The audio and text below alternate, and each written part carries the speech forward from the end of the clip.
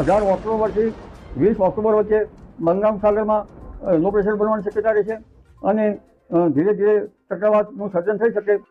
નમસ્કાર દર્શક મિત્રો, સ્વાગત છે તમારું ગુજરાત ખબર ચેનલમાં. આવનારા દિવસોમાં ગુજરાતમાં માવઠું તેમજ ઠંડીને લઈને હવામાન વિભાગ અને અંબાલાલ પટેલ દ્વારા મોટી આગાહી કરવામાં આવી છે. ગુજરાતના વિસ્તારોમાં તારીખો સાથે કયા જિલ્લામાં કેવું માવઠું વરસશે તેની આગાહી અંબાલાલ પટેલ અને હવામાન ખાતાએ કરી છે. તો ગુજરાતમાં કડકડતી ઠંડી ક્યારથી શરૂ થશે તેને લઈને પણ અંબાલાલ પટેલ દ્વારા મહત્ત્વની જાણકારી આપવામાં આવી છે. તો આ તમામ માહિતીઓ વિશે વિડીયોમાં આગળ વાત કરીશું, તો છેલ્લે સુધી જોતા રહેજો. તે પહેલાં તમે અમારી ચેનલમાં નવા છો તો ચેનલને સબસ્ક્રાઈબ કરી લેજો, જેથી અમારા આવનારા તમામ વિડીયોની જાણકારી તમારા સુધી પહોંચી શકે. હવામાન ખાતા દ્વારા દિવાળી પહેલાં માવઠાને લઈને આગાહી. દિવાળી પહેલાં રાજ્ય પર કમોસમી વરસાદની આગાહી હવામાન ખાતા દ્વારા કરવામાં આવી છે. 16થી લઈને 19 ઓક્ટોબર સુધી રાજ્યમાં માવઠાની અસર જોવા મળશે, જેમાં 16 તારીખે તાપી, નવસારી અને ડાંગ એટલે કે દક્ષિણ ગુજરાતના ભાગોમાં માવઠાની આગાહી કરવામાં આવી છે. તો 17 અને 18 તારીખ દરમિયાન ગીર સોમનાથ, અમરેલી, ભાવનગર, તાપી, ડાંગ, નવસારી અને વલસાડ આ જિલ્લાના કોઈક છૂટાછવાયા વિસ્તારોમાં સામાન્ય છાંટાછૂટીથી હળવા ઝાપટા વરસી શકે.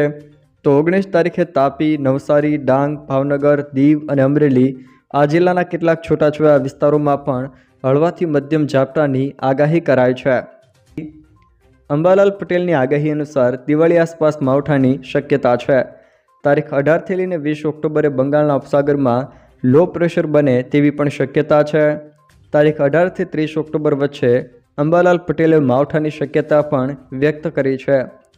જોકે વરસાદ બાદ અંબાલાલ પટેલ દ્વારા ઠંડીને લઈને પણ મહત્ત્વની આગાહી કરાઈ છે.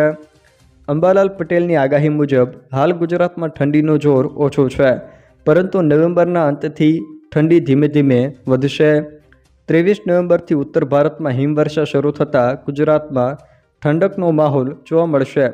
તારીખ 6થી લઈને 9 ડિસેમ્બર વચ્ચે મજબૂત વેસ્ટર્ન ડિસ્ટર્બન્સના કારણે ભારે હિમવર્ષા પણ થઈ શકે.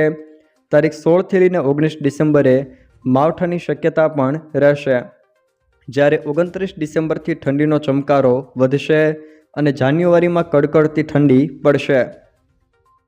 રાજ્યમાં શિયાળાનું હવે ધીમે ધીમે આગમન શરૂ થઈ ગયું છે. મહત્તમ તાપમાન 34થી 35 ડિગ્રી, જ્યારે લઘુત્તમ તાપમાન 20 ડિગ્રીથી પણ નીચે નોંધાયું છે. ચોમાસાએ ગુજરાત, રાજસ્થાન, મહારાષ્ટ્ર અને મધ્યપ્રદેશમાંથી વિદાય લીધી છે. હવામાન વિભાગે ચોમાસાની સત્તાવાર વિદાય પણ જાહેર કરી દીધી છે. આગામી 7 દિવસ ગુજરાતમાં વાદળછાયું વાતાવરણ રહેશે, પરંતુ વરસાદની હવામાન ખાતા દ્વારા પણ આગાહી કરાઈ છે. જોકે અમદાવાદમાં મહત્તમ તાપમાન 34 ડિગ્રી, જ્યારે લઘુત્તમ તાપમાન 23 ડિગ્રી સુધી રહેવાની પણ સંભાવના છે. જો દર્શક મિત્રો આ વિડીયો તમને પસંદ આવ્યો હોય તો વિડીયોને લાઇક કરો, તમારા મિત્રો સાથે શેર કરો, અને જો તમે અમારી ચેનલમાં નવા હો તો ચેનલને સબસ્ક્રાઈબ જરૂર કરજો, જેથી અમારા આવનારા તમામ વિડીયોની જાણકારી તમારા સુધી પહોંચી શકે.